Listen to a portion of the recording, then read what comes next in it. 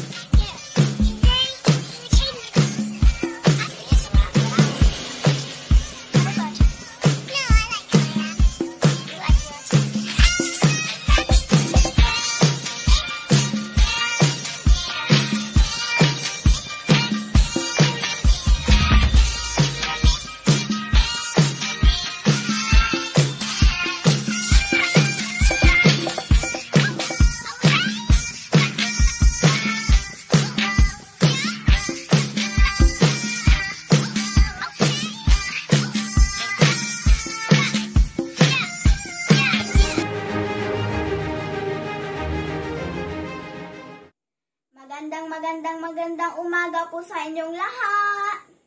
Saan mang panig ng mundo kayo naroroon. Ang tatalakayin ko po ngayon ay isa sa ating mga bayani. Kilala niyo po ba si Pedro Paterno? Si Pedro Paterno o Pedro Alejandro Paterno de Vera Ignacio ay ipinanganak sa Santa Cruz, Manila noong ika-27 ng Pebrero taong 1857. Nag-aral siya sa Ateneo de Manila at ipinagpatuloy sa Madrid, Spain at doon siya nakapagtapos ng abogasya. Siya ay tanyag na manunulat. 3 Tatlo sa kanyang mga isinulat ang naging tanyag. Una, ang Sampaguita na kanyang isinulat noong taong 1880. Pangalawa, ang Ninay na kanyang isinulat noong taong 1885.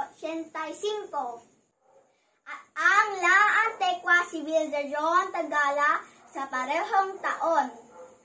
Ang pinakamahalagang kontribusyon ni Paterno sa kasaysayan ng Pilipinas ay ang kanyang pagiging tagapagsaayos ng kasunduang Biak-na-Bato. Si Paterno ay naihalal na Pangulo ng Malolos Congress noong ika-15 ng Setyembre, taong 1898. At naging tagapayo siya sa pagsasabatas ng Malolos Konstitusyon. Namatay siya noong ika-26 ng Abril taong 1911 sa edad na 54. At dito nagtatapos ang aking pag-uulat. Hera Pablo, ang inyong lingkod.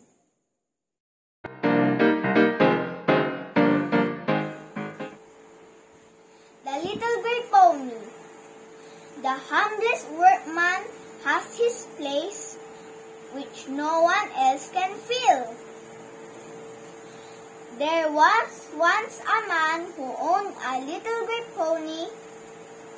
Every morning when the dewdrops were still hanging on the pink clover in the meadows, and the birds were singing their morning song, the man would jump on his pony and ride away, clippity-clippity-clap.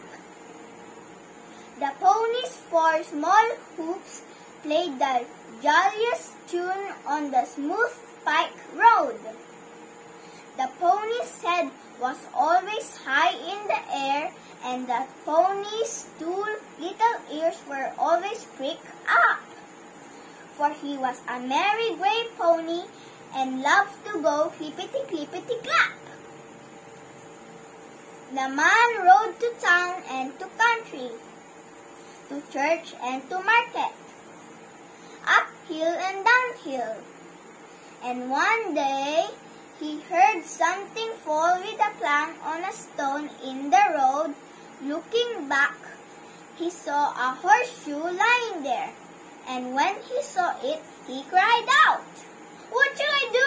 What shall I do if my little gray pony has lost a shoe?" Then down he jumped in a great hurry and looked at one of the pony's forefeet, but nothing was wrong. He lifted the other forefoot, but the shoe was still there. He examined one of the hind feet and began to think that he was mistaken. But when he looked at the last foot, he cried again, "What shall I do? What shall I do? My little gray pony has lost a shoe."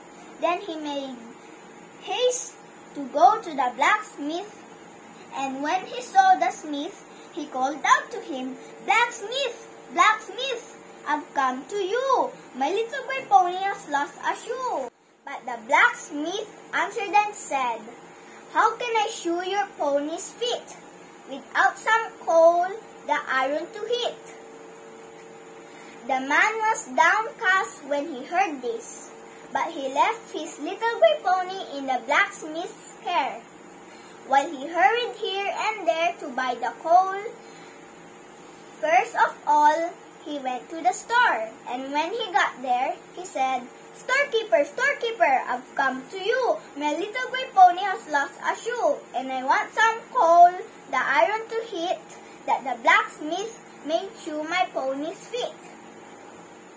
But the storekeeper answered and said, "Now I have apples and candy to sell, and more nice things than I can tell.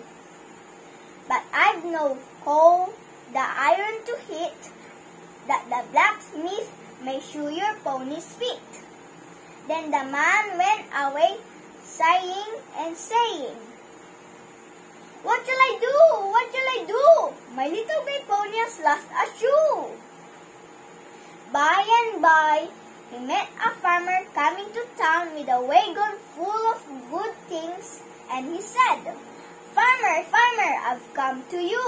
My little gray pony has lost a shoe, and I want some coal, the iron to hit, that the blacksmith may shoe my pony's feet." Then the farmer answered the man and said, "I've bushels of corn and hay and wheat, something for you and your pony to eat. But I've no coal, the iron to hit, that the blacksmith may shoe your pony's feet." So the farmer drove away and left the man standing in the road, sighing and saying, "What shall I do? What shall I do? My little gray pony has lost a shoe." Farmer's wagon, full of good things, he saw corn, which made him think of the mill. So he hastened there and called to the dusty miller, "Miller, miller, I've come to you. My little gray pony has lost a shoe, and I want some coal, the iron to hit, that the blacksmith may shoe my pony's feet." The miller came to the door in surprise, and when he heard what was needed, he said, "I have wheels that go round and round, and stones to turn till the grain is ground. But I've no coal, the iron to hit, that the blacksmith may shoe your pony's feet."